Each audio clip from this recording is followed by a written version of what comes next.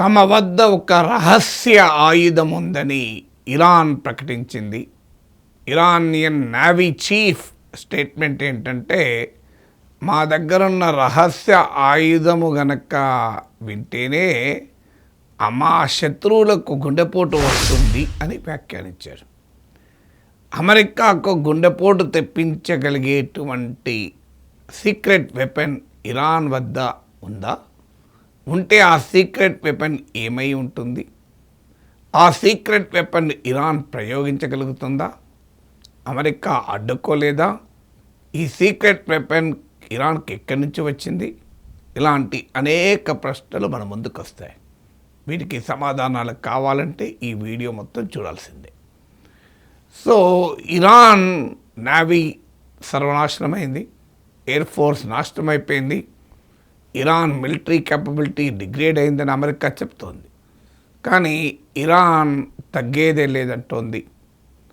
America కనుక naval blockade continue చేస్తే, అంటే ఇరాన్ చుట్టూ ఉన్న నౌకా దిగ్బంధనం కంటిన్యూ చేస్తే ఇరాన్ వద్ద ఉన్న ఆప్షన్స్ ఏంటి? అంతేకాక స్ట్రెయిట్ ఆఫ్ హార్మూజ్లోకి అమెరికా ఇప్పటి వరకు ఎందుకు వార్షిప్స్ పంపలేదు? మీరు ఇప్పటి వరకు నాటో దేశాల సహకారాన్ని అడిగింది, బెదిరిస్తోంది, పవర్ ప్లాంట్లను పేల్చేస్తా, బ్రిడ్జిల్ని పేల్చేస్తా అంటూ ట్రంప్ వ్యాఖ్యానిస్తున్నాడు. కానీ సింపుల్గా స్ట్రెయిట్ ఆఫ్ హార్మూజ్లోకి వార్షిప్స్ ప్రయోగించలేదా అమెరికా? ముందు కావాలంటే పెట్టిన సీ మైన్స్ అంటారు, సముద్రంలో పెట్టిన మందుపాత్రల్ని క్లియర్ చేస్తూ, ఎందుకంటే దానికి ప్రత్యేకమైన టెక్నాలజీ ఉంది, మైన్ స్వీపర్స్ అని. అంటే ఆ మైన్స్ సముద్రంలో పెట్టిన మందు పాత్రలు ఊడ్చేసుకుంటూ వెళ్తుంటాయి. ముందు వెనకాల వార్షిప్స్ వెళ్ళొచ్చు కదా. మరి ఎందుకు అమెరికా వెళ్ళడం లేదు? వీటన్నిటికీ లింక్ ఏంటంటే ఇరాన్ సీక్రెట్ వెపన్. సో ఈ సీక్రెట్ వెపన్ ఏంటి అంటే, ఇది నీటి లోపల నుంచి ప్రయోగిస్తారు.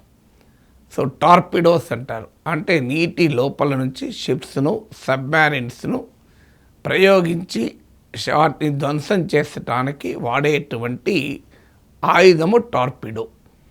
ఇది కూడా ఒక రకమైన టార్పిడోయే, కానీ దీనికి ప్రత్యేకత ఏంటంటే ఇది అత్యంత వేగంగా ప్రయాణం చేస్తుంది. సాధారణంగా వాటర్లో ప్రయాణం చేయాలి అంటే వాటర్ ఫ్రిక్షన్ ఉంటుంది, అందువల్ల ఆటోమేటిక్గా మొమెంటం, ఆ స్పీడ్ తగ్గుతుంది. కానీ ఈ టార్పిడో ఉన్న ప్రత్యేకత ఏంటంటే, దీన్ని ప్రయోగించినప్పుడు అది తన చుట్టూ ఒక గ్యాస్ బబుల్ క్రియేట్ చేసుకుంటుంది. ఒక గ్యాస్ బబుల్ క్రియేట్ చేసుకోవడం ద్వారా ఒక అండర్ వాటర్ రన్వే లాగా ఉంటుంది. మీకు సింపుల్గా ఒక అండర్ వాటర్ ఒక రన్వే ఎలా ఉంటుందో మీకు ఆ గ్యాస్ బబుల్ చుట్టూ ఉంటుంది. ఆ లోపలికి వెళ్ళి ఈ torpedo water friction, water resistance లేకుండా వేగంగా ప్రయాణం చేస్తుంది. ఎంత వేగంగా ప్రయాణం చేస్తుందంటే ప్రత్యర్థులు, శత్రువులు దీన్ని తెలుసుకొని తిరిగి ధ్వంసం చేయగలిగే టైం కూడా ఇవ్వదు. అంత వేగంగా ఇది అటాక్ చేయగలుగుతుంది. సో ఈ సీక్రెట్ వెపన్ ప్రయోగిస్తే అమెరికన్ వార్షిప్స్ ధ్వంసం కావచ్చు.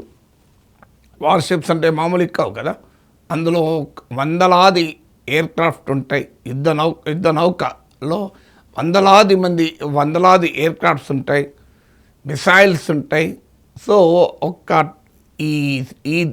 ఈ కొత్త రకం టార్పిడో, దీన్ని సూపర్ క్యావిటేటింగ్ టెక్నాలజీ అంటారు.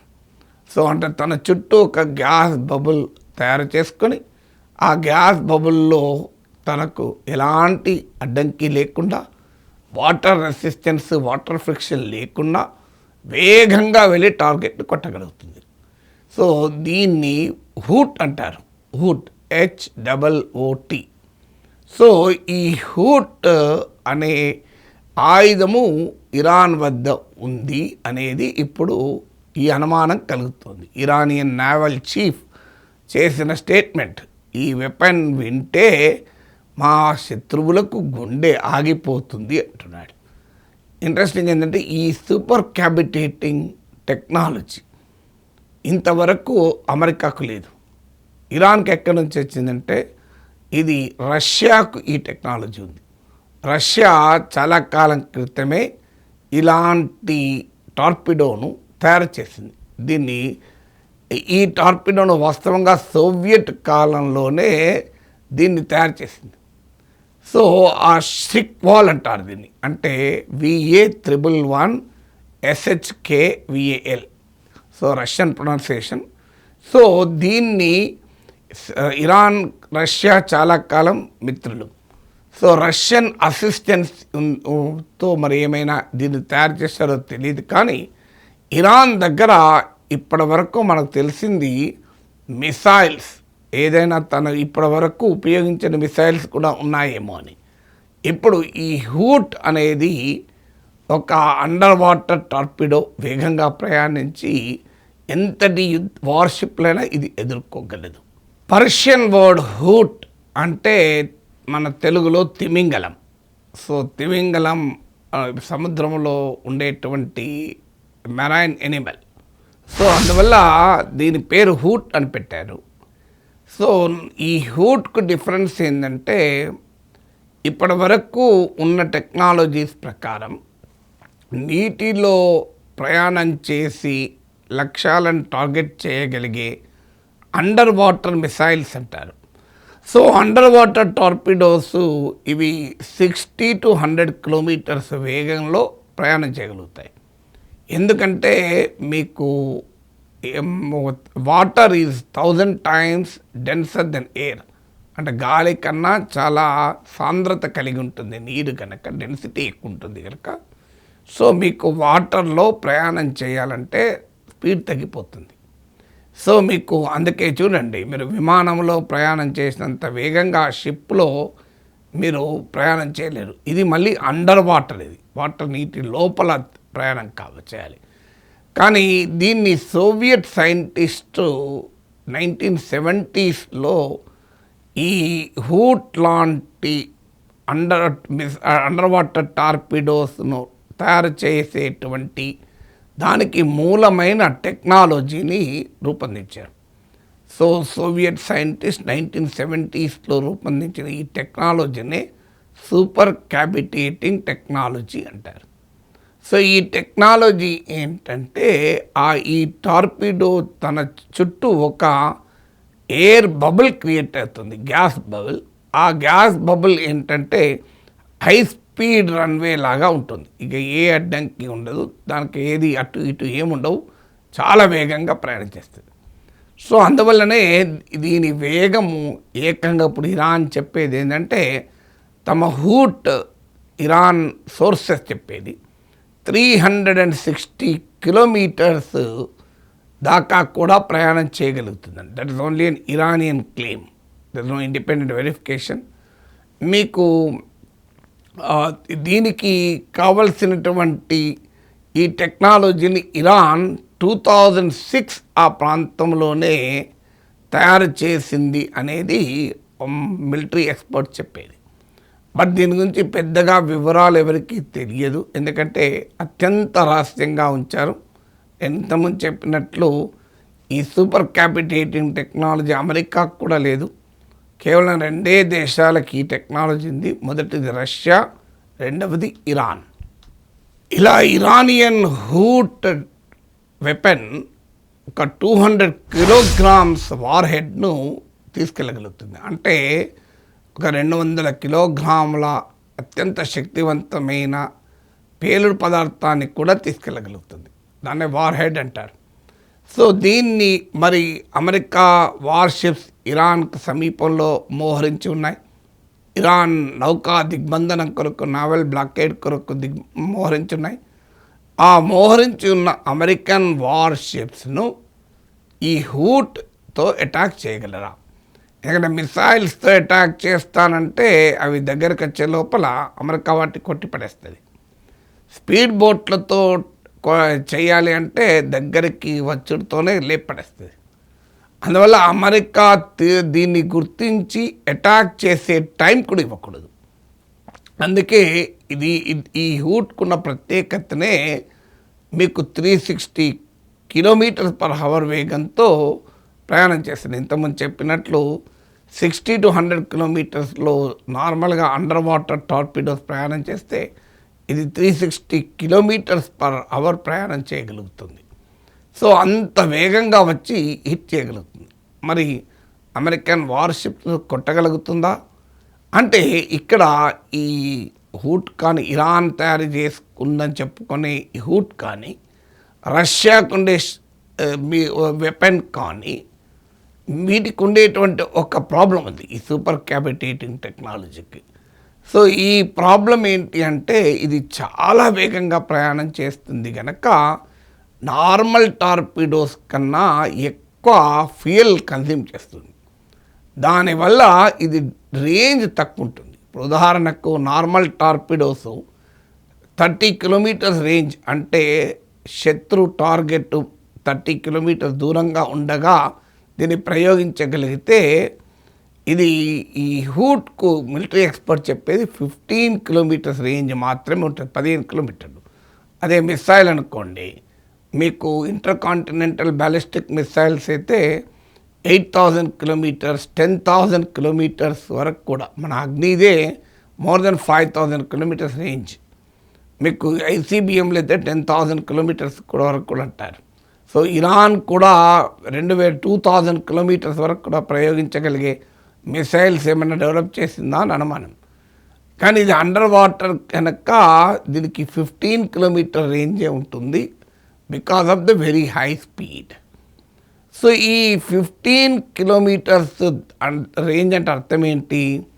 ఇప్పుడు ఉదాహరణకు ఇరాన్ సమీపంలో American warships USS Abraham Lincoln ఉంది. సో దీన్ని అటాక్ చేయాలి అంటే, లేదు యుఎస్ఎస్ ఇంకొక జెరాల్డ్ ఫోర్డో యుఎస్ఎస్ ట్రిపోలో ఏదైనా కానీ, ఇప్పుడు ప్రజెంట్ అబ్రహాం లింకన్ ఇరాన్ సమీపంలో వాటర్లో ఉంది. దీన్ని అటాక్ చేసి ధ్వంసం చేయాలి అంటే 15 కిలోమీటర్ రేంజ్ నుంచి, అంటే 15 కిలోమీటర్ దూరం నుంచి ప్రయోగించాలి. 15 కిలోమీటర్ల దూరం నుంచి ప్రయోగించగలుగుతుందా? ఎందుకు అంటే ఇక్కడ ఒక మళ్ళీ ఛాలెంజ్ ఉంది. ఈ ఛాలెంజ్ ఏంటంటే సాధారణంగా ఈ వార్షిప్స్ మల్టిపుల్ అటాక్స్, అత్యంత శక్తివంతమైన టార్పిడోస్తోని అన్ని వైపుల నుంచి దాడి చేసినా కూడా తట్టుకొనగలిగేటువంటి మెటీరియల్తో రూపొందిస్తారు. సో దీనికి ఉన్న మొదటి అడ్వాంటేజ్ అంటే దాన్ని కూడా పెనిట్రేట్ చేసుకొని ఈ హూట్ వెళ్ళాలి. ఇంకొకటి ఏంటంటే దీని చుట్టూ మల్టీ లేయర్ డిఫెన్స్ ఉంటుంది. ఆ వార్షిప్ చుట్టూ సబ్మారిన్స్, క్రూజెస్, మీకు డిస్ట్రాయర్స్, అంటే ఏది శత్రువు వచ్చినా ఒక రకరకాల లేయర్స్లో సెక్యూరిటీ ఉంటుంది. ఇప్పుడు ఈ హూట్ ఒకదాన్ని ప్రయోగించి మళ్ళీ ఇంకోదాన్ని ఒకదాన్ని ఛేదించి ఇంకోదాన్ని ఛేదించి అలా మల్టీ లేయర్ డిఫెన్స్ను ఛేదిస్తూ పెనట్రేట్ అవుతూ వార్షిప్ను ముట్టుకోగలగాలి. ఈ లోపల అమెరికా కూడా రియాక్ట్ కావచ్చు. సో అది మేజర్ లిమిటేషన్స్, అంటే దగ్గరలో నుంచి మాత్రమే ప్రయోగించగలుగుతుంది. వీటిని ఇప్పుడు మీకు నేను చెప్పిన వార్షిప్, దాని చుట్టూ సబ్మారిన్స్, క్రూజెస్, పెద్ద ఎత్తున డిస్ట్రాయర్స్, ఇవన్నిటినీ ఉండడాన్ని ఏంటంటే ఒక గ్రూప్ అంటారు దీన్ని. ఇది ఒక 100 కిలోమీటర్ల దూరంలో ఇవంతా ఉంటుంది. క్యారియర్ స్ట్రైక్ గ్రూప్ అంటారు దీన్ని. సో దీన్ని ఒక 100 కిలోమీటర్ విస్తీర్ణం ఉంటుంది. ఒక యుఎస్ఎస్ అబ్రహాం లింకన్ వార్షిప్ ఉందంటే సముద్రంలో చుట్టూ ఒక 100 కిలోమీటర్ల వరకు స్ప్రెడ్ అయి ఉంటాయి ఇవన్నీ. సో ఇది మరి రేంజ్ ఏమో 15 కిలోమీటర్సే. సో దాని దగ్గర నుంచి వచ్చి కొట్టినా డైరెక్ట్గా వార్షిప్ అటాక్ కాదు, ముందు ఒక సబ్మారిన్, ఆ తర్వాత మళ్ళీ వీటన్నిటిని ఛేదిస్తూ వెళ్ళాలి. వార్షిప్ను మాత్రం డైరెక్ట్గా అటాక్ చేయాలి. అందుకే స్ట్రెయిట్ ఆఫ్ హార్మూజ్లో కనుక American worship USS Abraham Lincoln enter అయి ఉంటే స్ట్రెయిట్ ఆఫ్ హార్మూజ్ చాలా నేరో స్ట్రెచ్ కనుక, మీకు చాలా నేరో స్ట్రెచ్ కనుక ఇరాన్ చాలా సులభంగా స్ట్రెయిట్ ఆఫ్ హార్మూజ్లో ఈ హూట్ను ప్రయోగించగలుగుతుంది. అందుకే మీరు గమనించండి, స్ట్రెయిట్ ఆఫ్ హార్మూజ్ తెరవాలి అని అమెరికా ఇరాన్ పైన ఒత్తిడి తేవడము, బెదిరించడము, భయపెట్టడము తప్ప ఇంతవరకు మీకు వార్షిప్స్ అక్కడే ఉన్నాయి. USS Abraham Lincoln West Asian వాటర్స్లోనే ఉంది, పశ్చిమాసియా వాటర్స్ ఉన్నాయి. మరి పంపించి క్లియర్ చేయొచ్చు కదా, చేయలేకపోయింది. ఎందుకంటే ఇలాంటి సీక్రెట్ వెపన్ ఇరాన్ ఏమైనా ప్రయోగిస్తే అమెరికన్ వార్షిప్ తలకిందులైపోతుంది. ఇరాన్ దగ్గర ఉన్నటువంటి హూట్, నేను ఇంతకుముందు చెప్పినట్లు రష్యన్ వెపన్ అయిన షిక్వాల్ మోడల్లో తయారు చేసిందని మిలిటరీ ఎక్స్పర్ట్స్ అనుమానం. సో రష్యన్ భాషలో మీకు షిక్వాల్ అంటే ఒక భయంకరమైన సుడిగాలితో కూడిన కుంభవృష్టి అని. అది కూడా కొద్దిసేపు ఉండే సుడిగాలి కాదు, చాలాసేపు ఉండేటువంటి సుడిగాలితో కూడిన కుంభవృష్టి అని దాని మీనింగ్. సో వీరు పెట్టిన దానికేమో హూట్ అంటే పర్షియన్ భాషలో తిమింగలం అని. సో ఈ రష్యన్ సపోర్ట్తోనే ఇరాన్ ఈ వెపన్ తయారు చేసిందా, లేదా ఇరాన్ రహస్యంగా ఈ టెక్నాలజీని పొందిందా, లేదా మీకు షిక్వాల్ రివర్స్ ఇంజనీరింగ్ చేసిందా అంటే అది ఇప్పటికీ కూడా మిలిటరీ ఎక్స్పర్ట్స్ ఒక అభిప్రాయం రాలేకపోతున్నారు. కానీ ఇది రష్యన్ షిక్వాల్కు పోలినటువంటి అండర్ వాటర్ వెపన్ అని. అయితే దీనికి ఉన్న ఛాలెంజ్ అలా ఒకటే, నేను ఇంతకుముందు చెప్పినట్లు రేంజ్ కేవలం 15 కిలోమీటర్స్. దీన్ని ప్రయోగించాలంటే ఒక స్పీడ్ బోట్లోనో సబ్మెరీన్లోనో దీన్ని ప్రయోగించాల్సి ఉంటుంది. సో ఇరాన్ సబ్మెరీనో ఇరాన్ స్పీడ్ బోటో ఈ హూట్ను ప్రయోగించటానికి American carrier strike group CSG దానికి దగ్గర దాకా వస్తే వెంటనే అమెరికన్ 100 కిలోమీటర్లలో విస్తీర్ణంలో ఉన్న ఈ కెరీర్ స్ట్రైక్ గ్రూప్లో అంటే వార్షిప్కు రక్షణ వలయంగా ఉన్న మల్టిపుల్ లేయర్స్ అంటే మల్టిపుల్ వలయాల్లో ఉన్న అవి అలర్ట్ అయి అటాక్ చేస్తాయి. అందుకే మిలిటరీ ఎక్స్పర్ట్స్ అనేది ఏంటంటే దీన్ని ప్రయోగించడం నియర్లీ ఇంపాసిబుల్ అంటారు. అందుకే ఇప్పటి వరకు రియల్ బ్యాటిల్ ఫీల్డ్లో ఇరాన్ ఇప్పటి వరకు దీన్ని ప్రయోగించిన దాఖలాలు లేవు. So it is still develop అయి ఉంది తప్ప ప్రాక్టికల్గా బ్యాటిల్ ఫీల్డ్లో ప్రయోగించింది లేదు. సో దీన్ని ప్రయోగించితే ఎలా ఉంటుంది అనేది ఎవరికీ తెలియదు.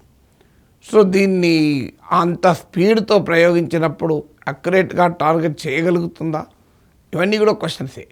అయితే మిలిటరీ ఇండస్ట్రీ చెప్పేది అంటే నియర్ ఇంపాసిబుల్ కానీ ఇంపాసిబుల్ కాదు.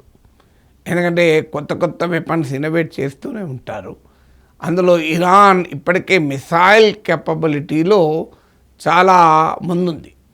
సో ఇప్పుడు ఈ వాస్తవంగా నావల్ కెపాసిటీ తక్కువ ఇరాన్ది, కానీ ఇలాంటి సీక్రెట్ వెపన్స్ ఉంటే ఇరాన్ సడన్గా బ్యాటిల్ ఫీల్డ్ అడ్వాంటేజ్ను పొందే అవకాశం ఉంటుంది. ఇప్పటికే అసిమెట్రిక్ వార్ఫేర్తో అమెరికాకు చెమటలు పట్టిస్తున్న ఇరాన్ ఈ రకమైన ఆయుధాలను గనక ప్రయోగిస్తే వార్ ఏ టర్న్ తీసుకుంటుందో అన్నది ఆందోళన.